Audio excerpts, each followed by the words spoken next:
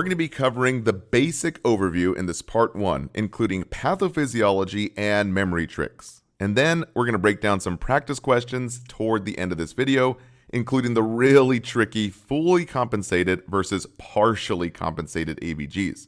So be sure to stick around. So what are acid-base imbalances? Well, it's just the balance of acid and base of the body, kind of like a tug-of-war. The body loves to keep these in balance.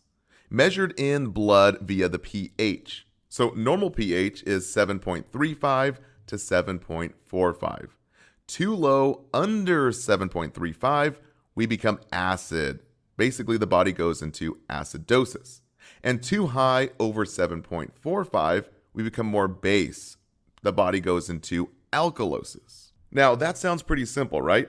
Well, here's where it gets confusing. The key players that keep us in balance is HCO3, known as bicarb. This is our base. That helps to put the body in this alkalosis.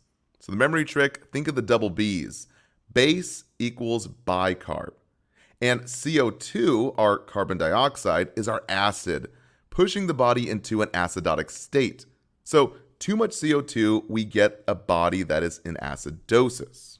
So the memory trick we use, just think carbon dioxide is carbon diacid, since too much carbon dioxide pushes us into acidosis. Lastly, hydrogen ions are a form of acid, found in the stomach acids as well as urine. So the memory trick, just think hydrogen ions is high acid. Too much hydrogen ions equals an acidotic state. Now, simply organize this in your mind. What makes the body acidotic? Well, hydrogen ions get high acid, and carbon dioxide, just think carbon diacid. And for base, which makes us alkalotic, just think bicarb base. Now, the main organs that control these are the lungs and the kidneys. So the lungs control carbon dioxide, that CO2. We breathe in oxygen and breathe out that CO2. Normal gas exchange, right? So just like you heard, the main way to get CO2 out of the body is by exhaling. So the less you breathe out, well, the less CO2 comes out. And so more CO2 is retained in the body, which makes the body more acidic. So remember, more carbon dioxide means more carbon diacid, a very acidotic body. So naturally, decrease in respiratory rate, we have more acid from more CO2. Now, we see this in patients who are intoxicated or overdose, or even a head injury. We have low respiratory rate, so CO2 is higher in the body. And with increased respiratory rate, we have less acid, that less CO2. Like with hyperventilation from an anxiety attack. We breathe out all that CO2, so the body becomes less acidic and more alkalotic, that base. Now, on the other side of things, the kidneys control two key players here, hydrogen ions and bicarb, HCO3. The kidneys regulate this acid-base imbalance by excreting more acid into the urine and retaining more base, bicarb. Kind of like a teeter-totter or a seesaw here. So in the same way, it helps to balance out acid-base imbalances here. Let's just say the body has a base or alkalosis overload. Well, it helps to balance out the body by excreting more bicarb and retaining more hydrogen ions to make the body more acidic. It does its part to help balance out the acid-base imbalance.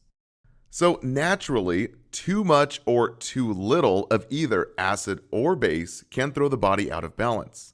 If one is out of balance, well then the others will try and adjust by increasing or decreasing in order to steady out this pH level and put it in normal range. Now this concept is called compensation. So just think the body is trying to find common ground with compensation. Just trying to find that balance. But we'll cover that in a moment here. Now that we understand the basics behind acid and base, let's talk about respiratory versus metabolic acidosis or alkalosis. For metabolic, as mentioned before, acid can be found in the urine from those high hydrogen ions and also in the stomach acids, right? So what happens if the patient vomits out all that stomach acid. Well, what are we left with? Acid or base? Well, base.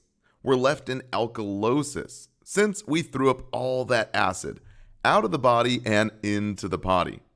Now, what about renal failure? We have broken kidneys, right? So can the kidneys excrete those hydrogen ions via the urine? Well, no. So acid is retained, putting the body into acidosis. And lastly, we know that the intestines hold more base, right? So say the client has diarrhea and they poop out all their base from the body and into the potty. What are we left with? Only acid. So the body goes into acidosis. Okay, now our memory tricks are really fun here, so pay close attention. With metabolic alkalosis, we vomit out all that acid, leaving us in a base or alkalotic state. So just think, alkalosis. It kind of sounds like you're throwing up with alkalosis. And you hold your stomach region, indicating that metabolic area with alkalosis. Now, this is also true with NG tube suctioning, that nasogastric tube. Again, too much acid loss leaves us in a base or alkalotic state.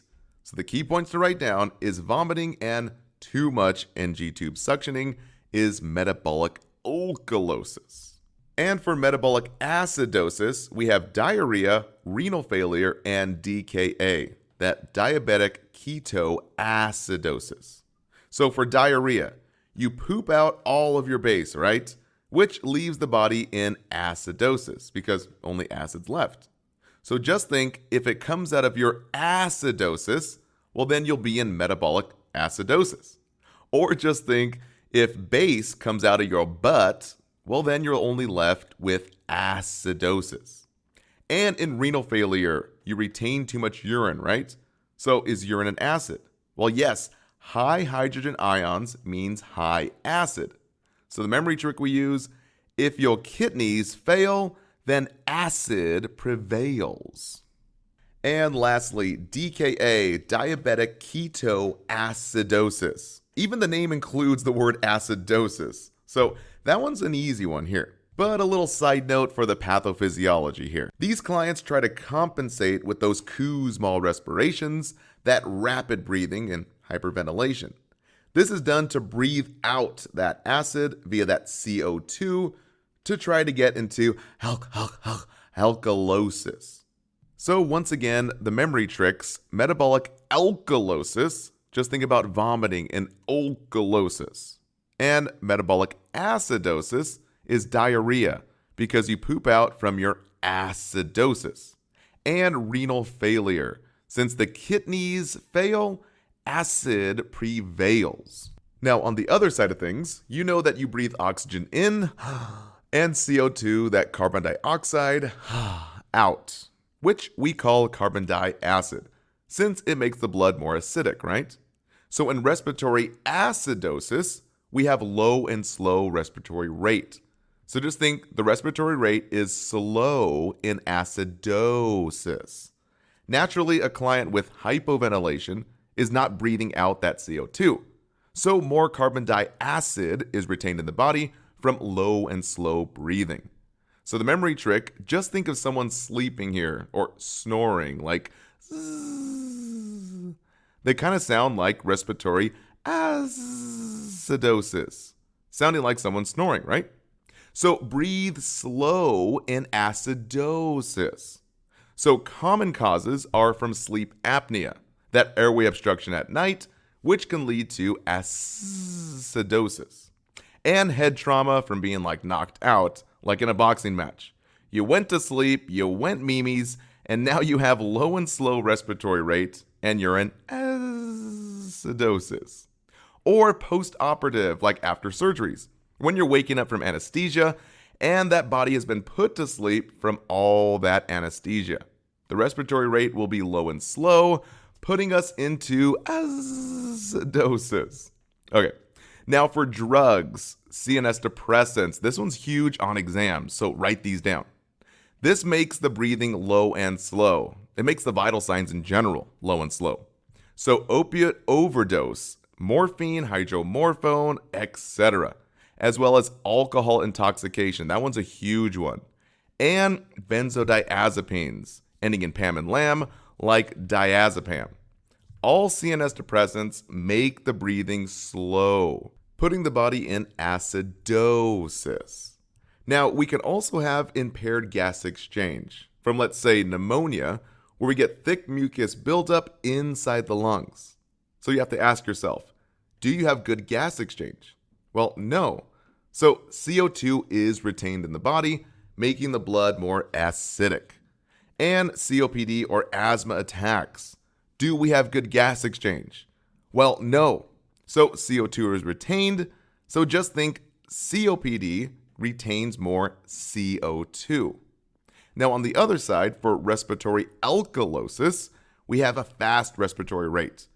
Hyperventilation is the key term you have to know. So hyperventilating from, let's say, an anxiety attack from taking a nursing exam. So the memory trick we use, think of a person panting like a dog, basically breathing too fast. It'll put them in respiratory alkalosis. So the big one to know for exams is a panic attack or hyperventilation. So you have to ask yourself, why though? Well, again, in hyperventilation, we blow off all that carbon dioxide, that carbon diacid. So all that acid leaves the body, right? Which leaves the body in which state? Acid or base? Well, you just blew off all your acid, so you're only left in base, an alkalotic state. So just remember, alkalosis. Now, Kaplan mentions, what is the cause for respiratory alkalosis? And the answer is hyperventilation. So again, just think for your exams. Every condition that's breathing too slow is acidosis, for respiratory acidosis. And every condition that's breathing too fast puts the body into alkalosis. Now for the top missed exam question here. The nurse expects which client to be in respiratory acidosis? So before looking at the options, just think here. Acidosis is that slow cis, so slow breathing. So option number 1, morphine overdose. Yes, it makes things low and slow, putting us into acidosis, like snoring, acidosis.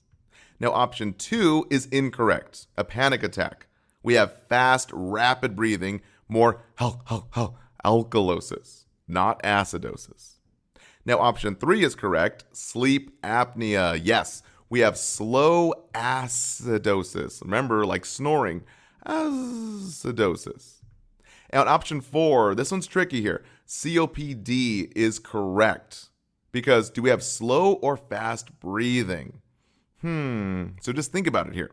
We actually have decreased gas exchange from chronic obstruction. So CO2 is actually retained, putting us into acidosis. So that's correct.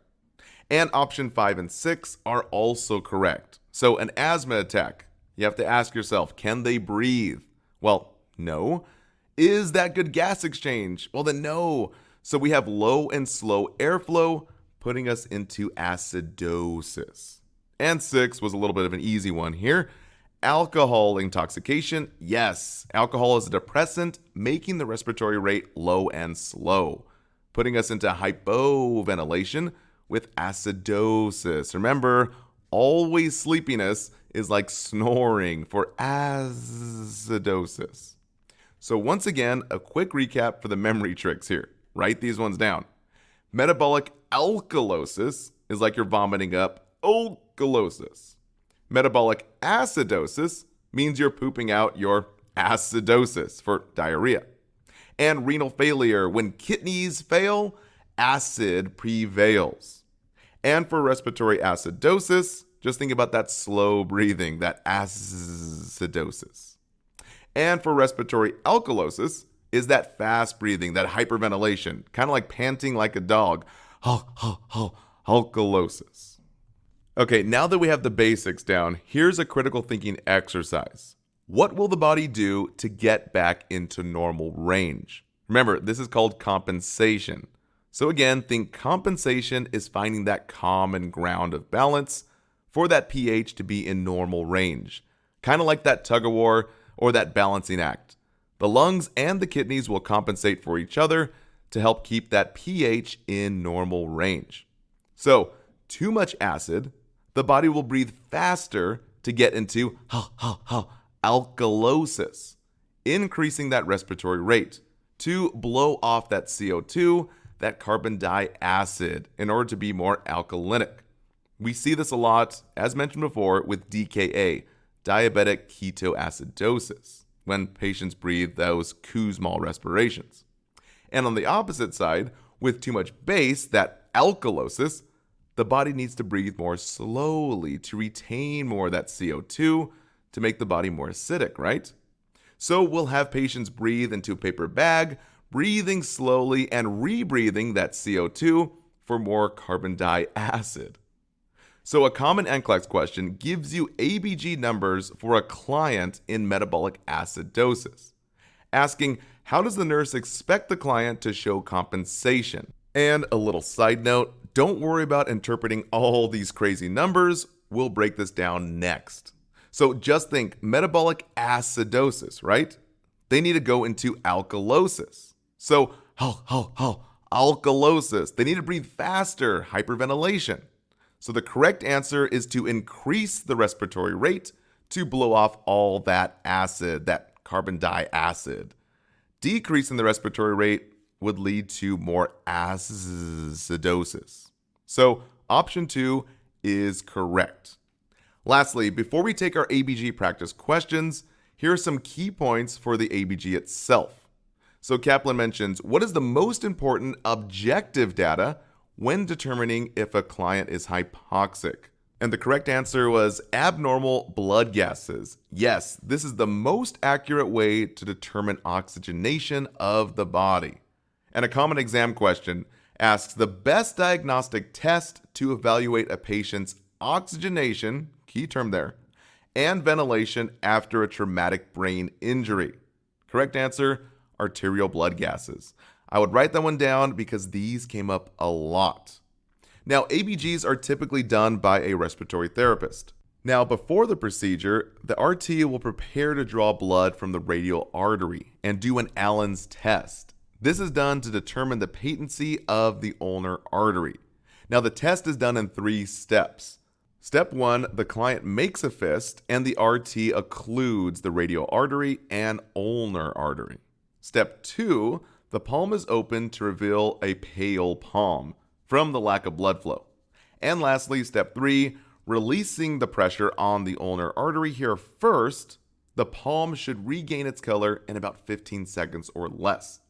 This indicates the key term, patency of the ulnar artery.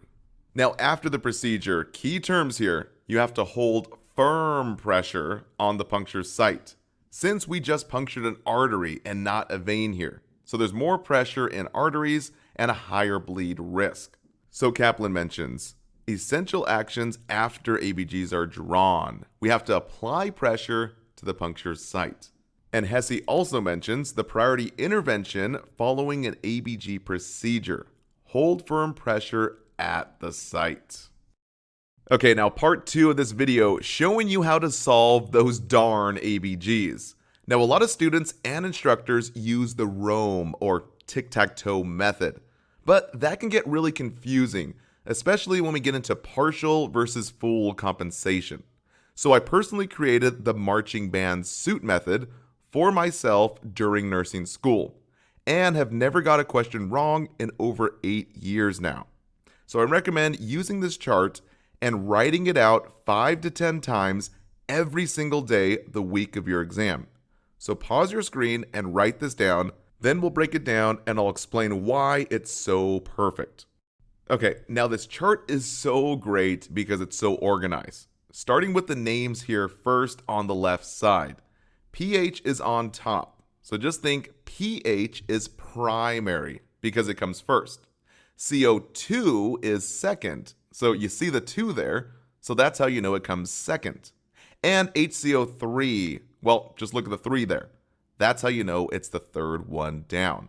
Next, you just draw normal anatomy. Lungs over kidneys, So lungs are on top near the CO2, and the kidneys are on bottom.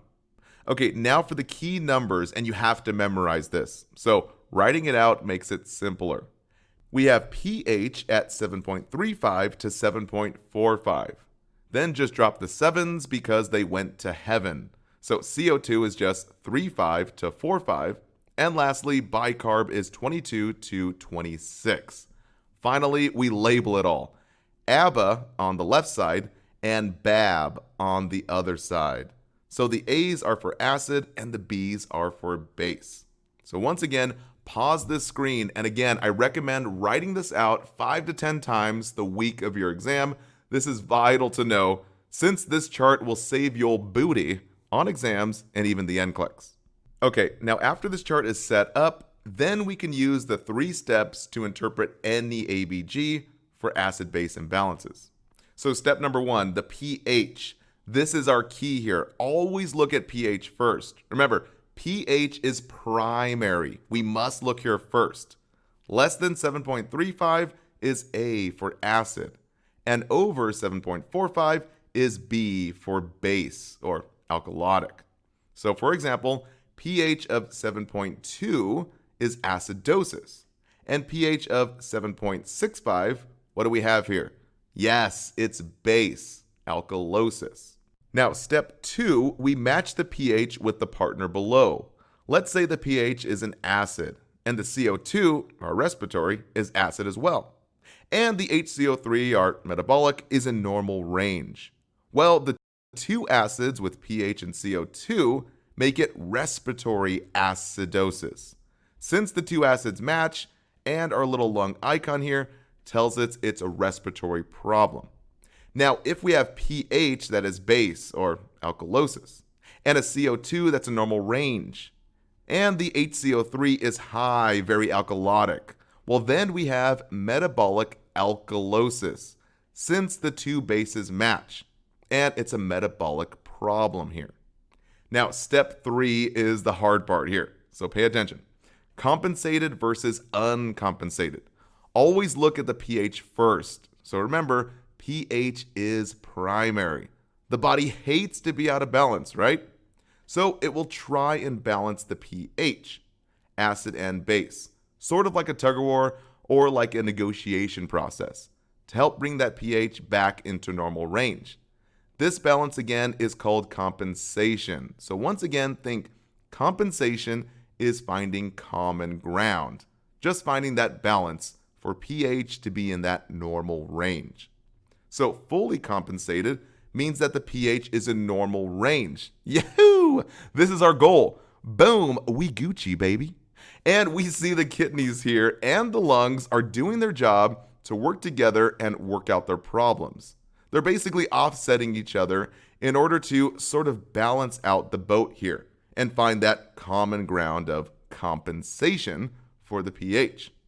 It's like the pH is our little baby here, keeping the pH baby happy and in normal range as the parents underneath are working through their problems with couples counseling. Now, uncompensated, this is our broken home. Our pH baby is not in normal range. We do not have a happy baby. Oh no!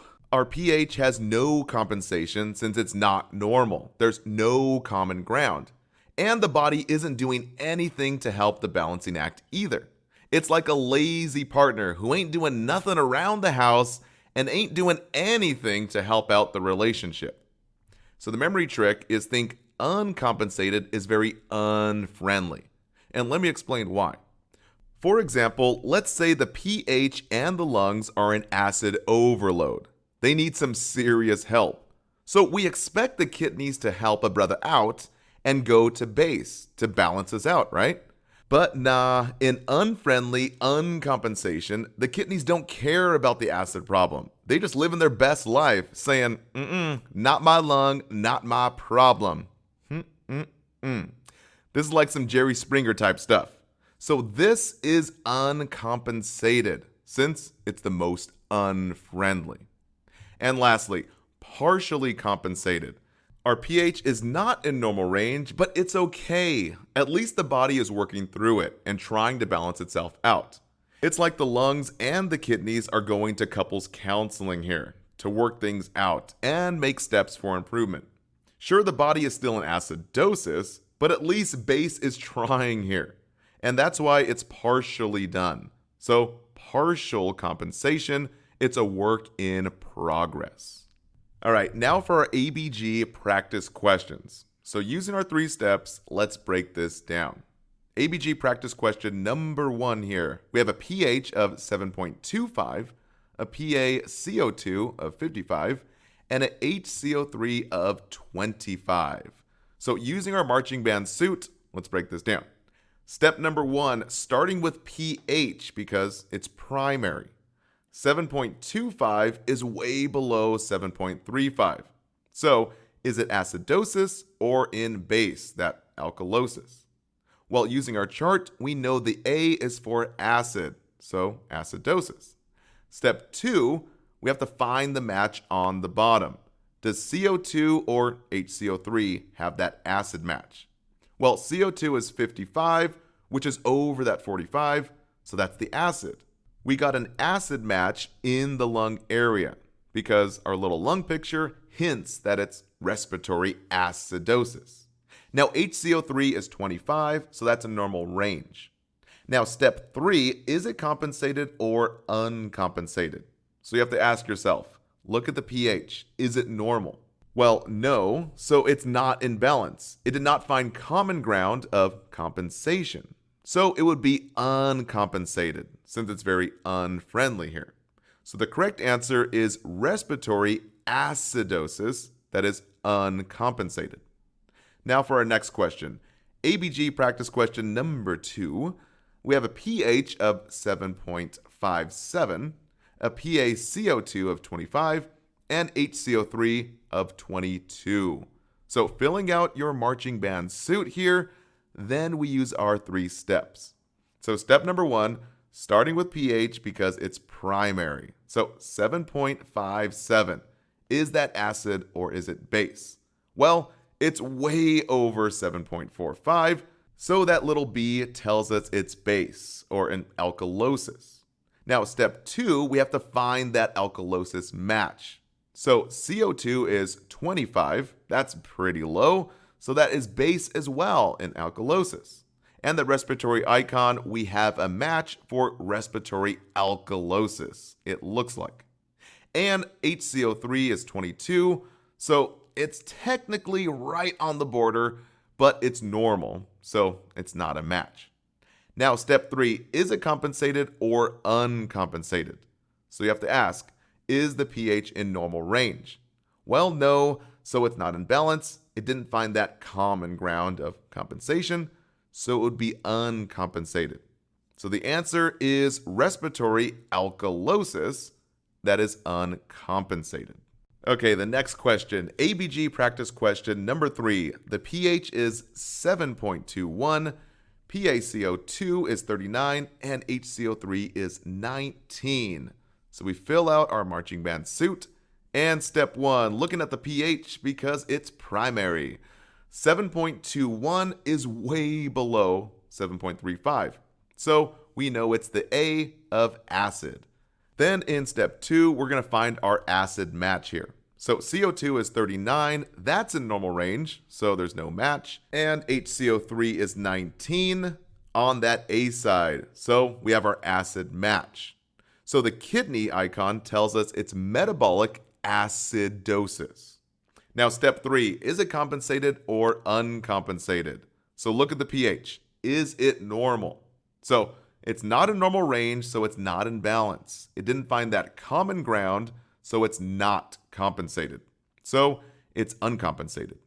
The answer here is metabolic acidosis, that is uncompensated. Now, last but not least, the trickiest questions, fully or partially compensated. So remember, the body will try and balance the pH, the acid and base, sort of like tug-of-war. This balance, once again, is called compensation. So again, think compensation is finding that common ground of balance. Again, a little recap here. If the pH is normal between 7.35 and 7.45, This is full compensation.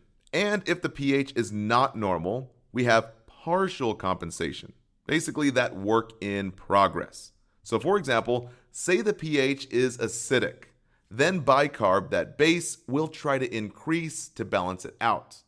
If pH is still acidic, but bicarb is high, then it's partially compensated. So let's do an example question to see this in action. ABG question 1, full or is it partial compensation?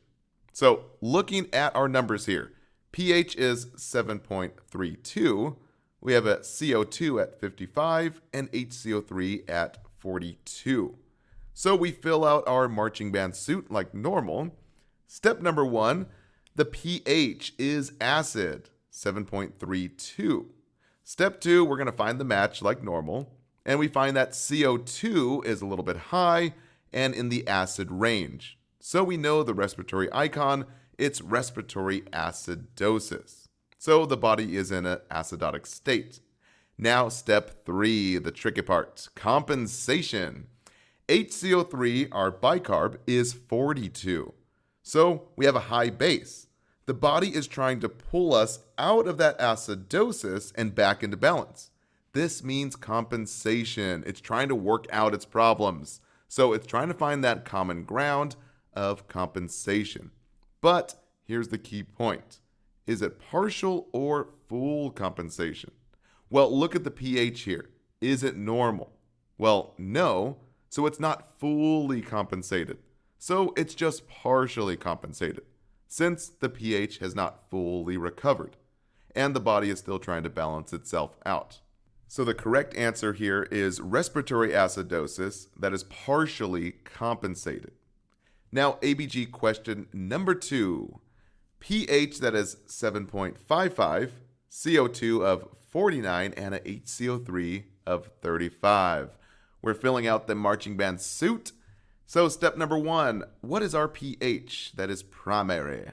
7.55. So that's B, that is base, alkalosis. Step number 2, we're going to find our base match here. So CO2 is in the acid area of 49, but it doesn't match to our pH base. Now bicarb is 35, that's definitely a base match. So 2 bases make a match. And the kidneys tell us it's metabolic, and the base, alkalosis. Metabolic alkalosis. Now for step 3, the compensation of the inspiration of the perspiration. Okay. Compensation. Since CO2, that acid, is out of range, we know that the body is trying to pull us back into balance. So this means compensation. But again, is it partial or full compensation? So look at the pH. Remember, that's primary. So is it normal? So no, it's not normal. So it's not fully compensated since it's not fully normal. So we must conclude that it's partially compensated since the pH hasn't fully recovered yet. So the correct answer is metabolic alkalosis that is partially compensated. Next question, please. ABG question number 3. Our pH is 7.37. Ooh, that's normal. CO2 is 52 and HCO3 is 32. Okay, step number 1, pH, that is normal. But here's the trick. It kind of looks like it's leaning toward the acid side. Now, step number 2, we need to find a match. But now you're thinking, wait a minute, how do you find a match from a normal pH? Uh-oh.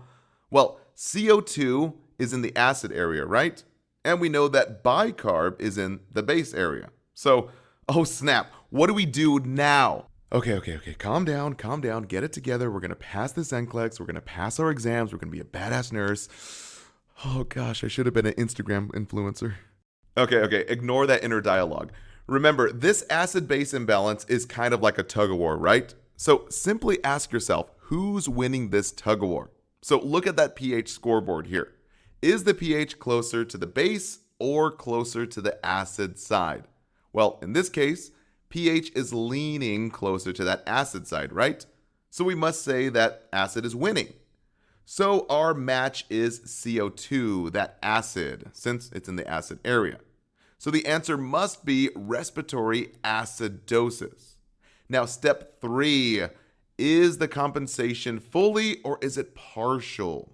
Well, is the pH normal? Well, yes, it's in normal range. We have a happy baby. So the answer is respiratory acidosis that is fully compensated. Woohoo! All right, our last and final ABG question, number 4. The pH is 7.45 and the CO2 is 43 and the HCO3 is 33. Okay, step number 1, the pH is in normal range, but it's closer to the base side. So base is winning our tug of war here. Now step 2, finding our base match. CO2 is in the acid range, so that can't be our match.